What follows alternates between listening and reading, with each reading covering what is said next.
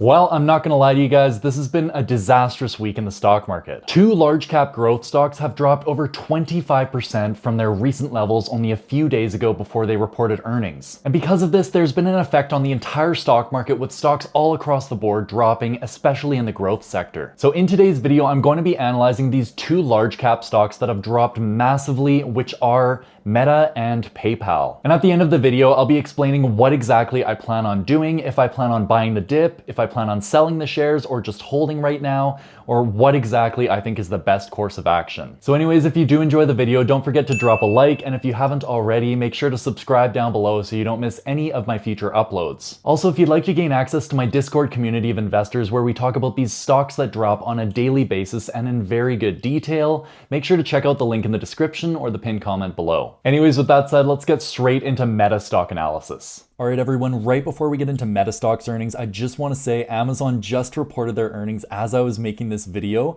and the stock is up 16% after hours, so we are going to be going over these earnings right after PayPal and Meta. Anyways, getting straight into Meta, here we can see the stock closed at $237 per share, which was down 26% today.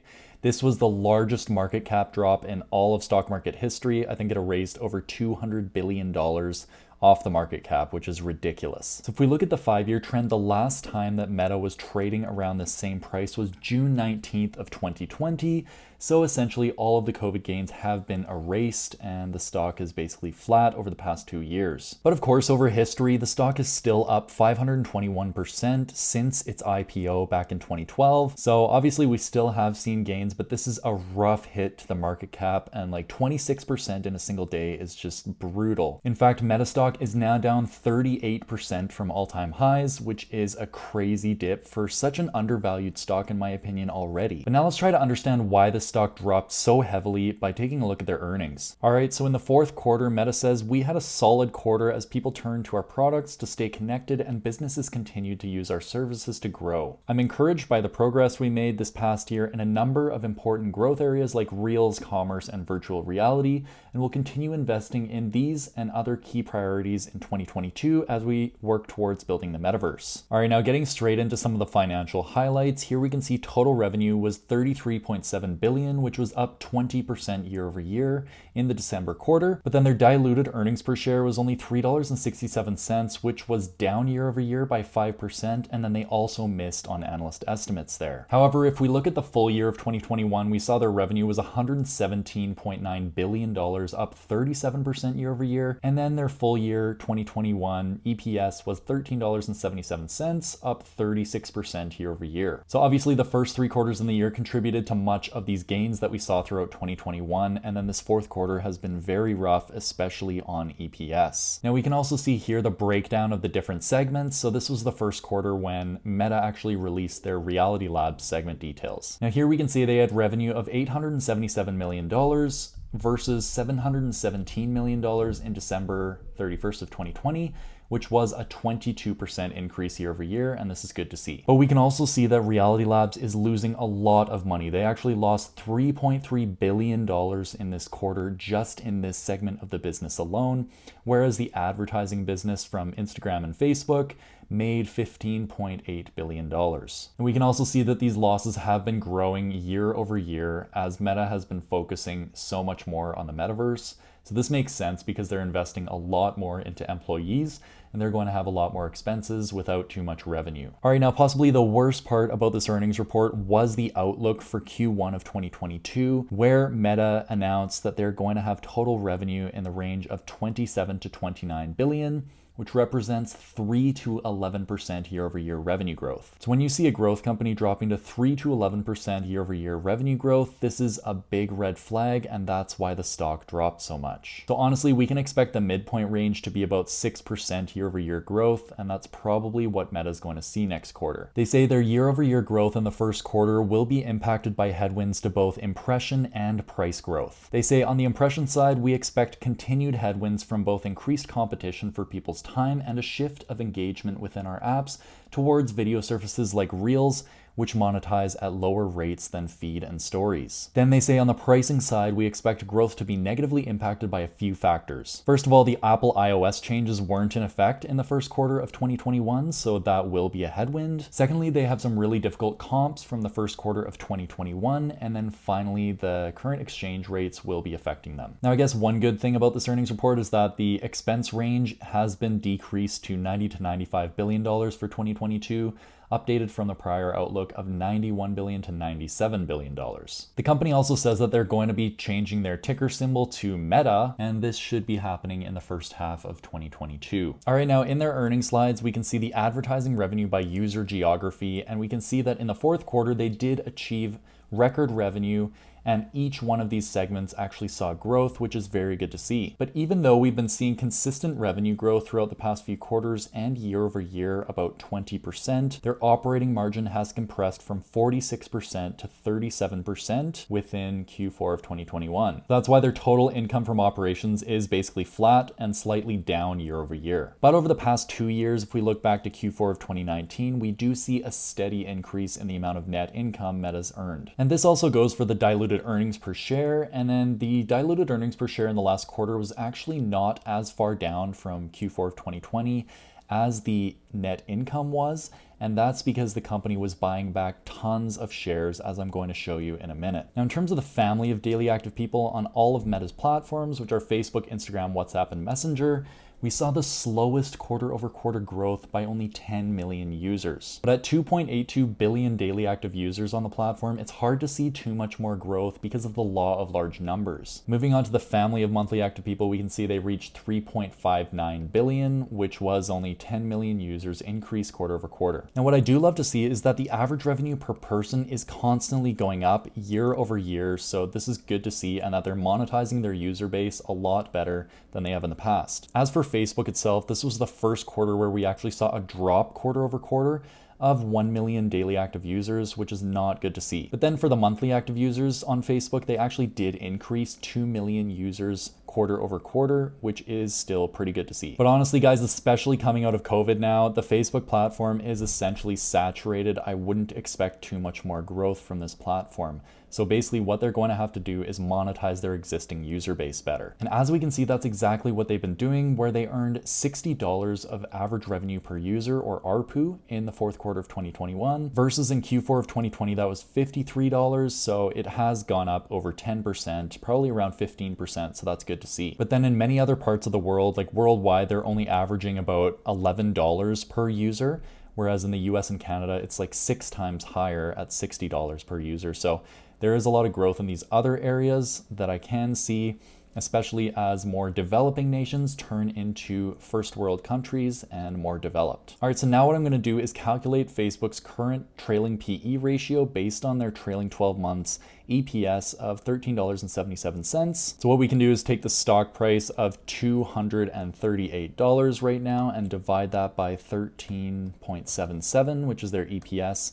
And they have a trailing PE ratio of 17.3 right now. Now, in all honesty, this company is priced for very, very little growth, like sub 10% growth. And this makes sense based on their Q1 revenue forecast for 2022 being only between 3 and 11% year over year. And it also doesn't help that Meta doesn't pay a dividend, because if there was a dividend, that yield would be holding a floor on the stock price and it probably would not have dropped so much today. But let me ask you all a simple question. Would you rather hold Meta Platforms, which is arguably one of the best tech giant companies in the world, or would you rather hold PepsiCo, which is trading at a PE ratio of 30 and is also not seeing very much growth, but they do pay a dividend of 2.5%. In my own personal opinion, I would much rather hold Meta stock because they are investing heavily in the metaverse, and that could spike up a lot more growth in the future. Also, if Meta makes the decision to start paying a dividend, which probably wouldn't be good for growth investors, a lot of growth investors would flee the stock, but this would actually provide a floor for the stock price and people could just hold the stock and earn a lot of cash. So in my opinion, based on a price to earnings ratio of 17, which is almost half what PepsiCo is trading for,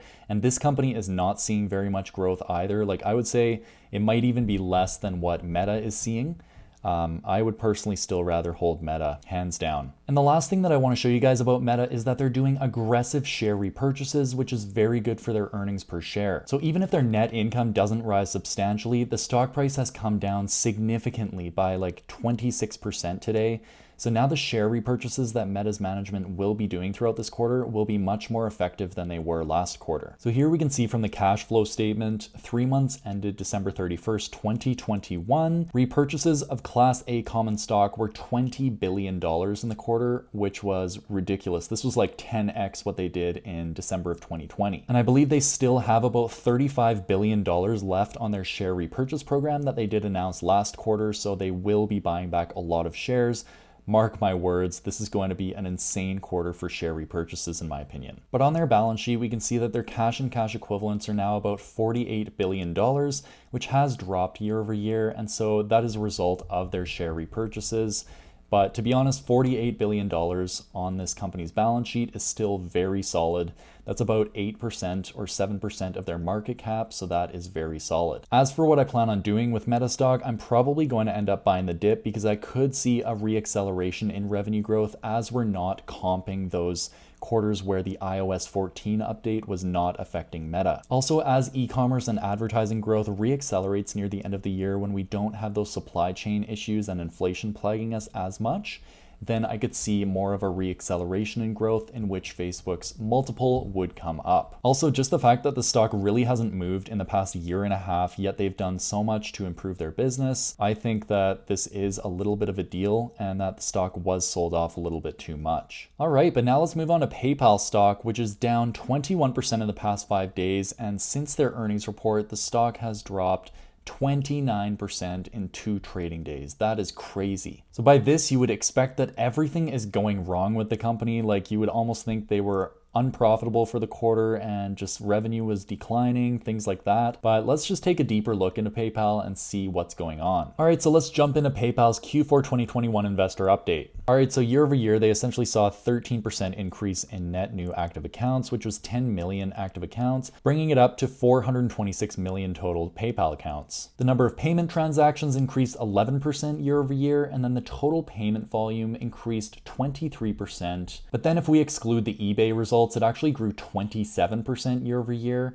and the 2-year spot compound annual growth rate was 30%, which is good to see. As for revenue, it was up 13% year over year, and then non-GAAP EPS was only up 4% year over year, and this is a big reason why the stock crashed. They say here, this includes a 25-cent per share headwind from lower eBay transaction margin dollars, so eBay is having a big impact on the business. And then their free cash flow actually increased 38% year over year, which is great to see. Moving along here, PayPal says that they are the most accepted digital wallet in the world among 1,500 of the largest online retailers across North America and Europe. Basically, 76% of these 1,500 largest online retailers accept PayPal, which is really good to see. And this does indicate that PayPal does have some sort of competitive moat over a lot of these other online digital wallets. They're also expanding their buy now, pay later footprint, which is one of the biggest growth levers within the payments industry right now. So that reached a total transaction volume of about $8 billion, and then 50 million transactions were processed buy now, pay later. All right, so getting back to the eBay results, we can see how big of an impact eBay is having on the total payments volume and the revenue. But at this point, eBay only represents 3% of the total payments volume and 3% of the total revenue for PayPal, which is good to see. They're almost completely out. And once this completely goes down to zero, where eBay isn't representing any of the revenue, the comparables are going to be much easier year over year. So yes, over the short term, the results suck, but over the next few years, I'm sure their revenue growth will reaccelerate. As we can see here, their total payments volume increased to $340 billion, which was up 23% year over year. And then their consistent growth, TPV excluding eBay, grew 27% year over year to $330 billion. So eBay now accounts for only $10 billion, as we can see the difference between Q4 and these two numbers. However, another part of their business that is hurting PayPal right now in terms of growth is the cross-border transactions, which only grew at 5% year over year. And apparently this is one of the money makers for the business, so that is tough to see. Finally, the net new active accounts growth has been slowing significantly, where it only grew by 10 million accounts quarter over quarter, or 13% year over year. And this has been trending down ever since Q3 of 2020. So I'm assuming this is going to continue slowing down in terms of their net new active accounts. And actually, PayPal withdrew their guidance for the goal for 2025 of adding like 750 million active accounts. And basically, they're transitioning towards monetizing their existing user base a lot more now. Kind of like what Facebook is going through right now, where they're not able to add too many more new active accounts, but they can basically monetize their existing user base a little bit better. So funny enough, these two companies are actually going through a very similar situation, except PayPal is growing a little bit quicker. As for the customer engagement, we can see that this has actually been growing. So the transactions per account have been growing, and it's now at 45.4, which grew at 11% year over year. And then number of payment transactions grew 21% year over year, which is good to see. So as they can grow their customer engagement, this will increase their revenue without having to grow the net active accounts as quickly. And again, back to the EPS, essentially seeing no growth over the past year and a half. This is not what we want to see for a growth stock like PayPal, but there are many factors against them in the short term, which should continue growing over the long term. However, I do love to see that they were able to increase their free cash flow by 38% year over year to $1.55 billion. And that does represent a 22% free cash flow margin off of revenue. So basically, they have a lot of money to be able to pay dividends or make share repurchases, etc. In terms of guidance, this was another pain point for the quarter. So basically, 2022 is only expected to grow about 15 to 17%. And excluding eBay, about 19 to 21%, which is a significant slowdown from 2021. And again, the net new adds to their account of 15 to 20 million was significantly below what analysts projected at about 49 million, I believe it was. So this is a very big slowdown. All right, but now let's calculate the valuation for PayPal stock right now. So we can see that they earned $4.60 in 2021 in terms of non-GAAP EPS. All right, so basically what we can do is take their stock price of $125, let's say, and divide it by $4.60 of EPS. That gives them a trailing PE ratio of 27.2 right now, which is pretty good and pretty cheap for what PayPal has traded for in the past. And again, just like Meta, this stock has come down to basically the levels where it was just after COVID began back in May. So this is getting pretty cheap, and just the fact that they saw so much growth over the past 2 years, but then now it's getting back to the same point in their stock price, it could be presenting a good buying opportunity. So I probably will be taking a deeper dive into PayPal stock myself and potentially buying this dip, because I could see this stock rebounding over the next few years.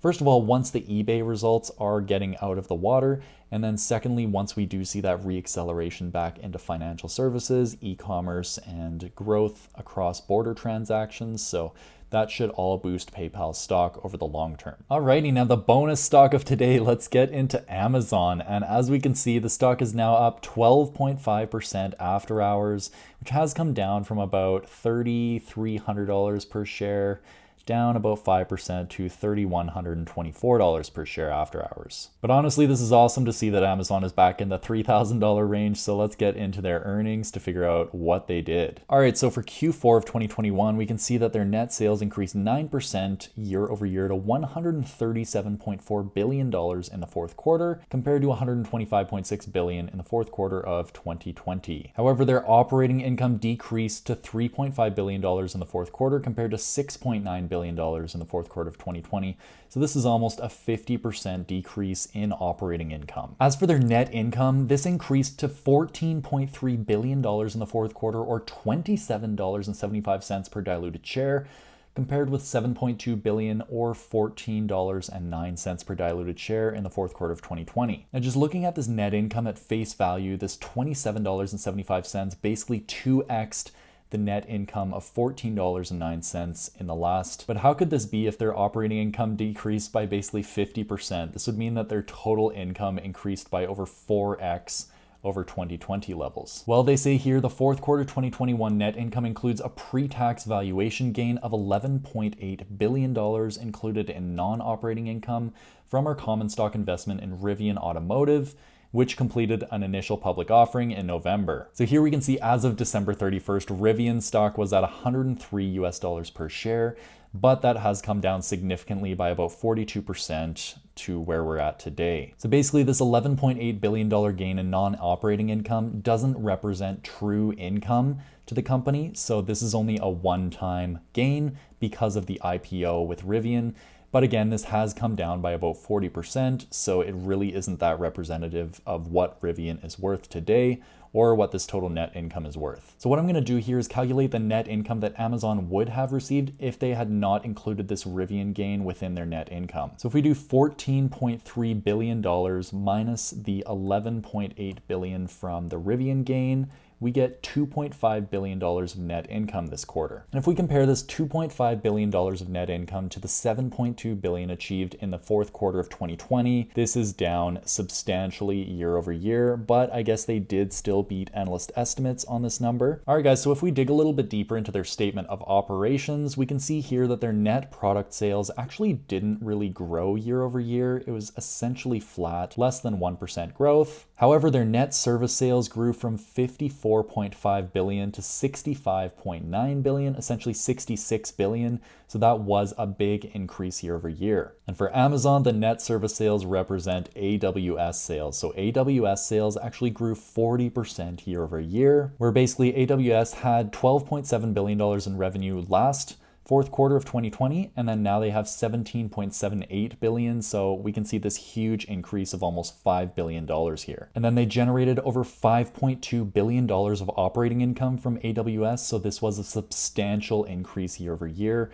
And this did save the business, especially the retail side that actually lost money internationally as well as in North America. So really right now, the only profitable division within Amazon is AWS, and this is saving the business. And as a result of this, Amazon just announced that they're going to be increasing the price of Prime subscriptions by nearly 17% to $139 per year. And here it says Amazon hasn't raised the price of its Prime membership subscription since 2018 when it increased it from $99 to $119, which was the current fee as of yesterday. So obviously I would imagine because these expenses are so much higher, definitely in shipping costs and a lot of supply chain constraints resulting in higher operating expenses, they're going to need to have these subscriptions a lot higher price so that they can actually make money on their business. And I do believe that this is one of the reasons why Amazon stock is up significantly after hours, because by raising these Amazon Prime prices to $139 per year, this will now make their e-commerce business more profitable. So overall, it's great to see that Amazon is up at least, and this probably saved the stock market a little bit from further falling. We'll just have to see how it goes over the next week or two. All right, well, there you have it. That's my analysis of the two growth stocks that have dropped over 25% this week alone, Meta and PayPal. I personally think that this market is being very aggressive on any misses on earnings reports, as we saw with Tesla stock that actually beat earnings, but then the stock was down over 13% the next day. But there is no denying that these earnings reports were not that great and that the growth rate of these two companies is slowing down significantly. So by no means am I jumping in all hands on deck to buy these companies right now in the current market, but I do think that the companies are trading quite cheap based on historical standards, and this could present a great buying opportunity for the next 5 years plus. But yeah, anyways, if you did enjoy this video, don't forget to drop a like, as it does really help out my channel. And if you haven't already, make sure to subscribe down below so you don't miss any of my future uploads in 2022.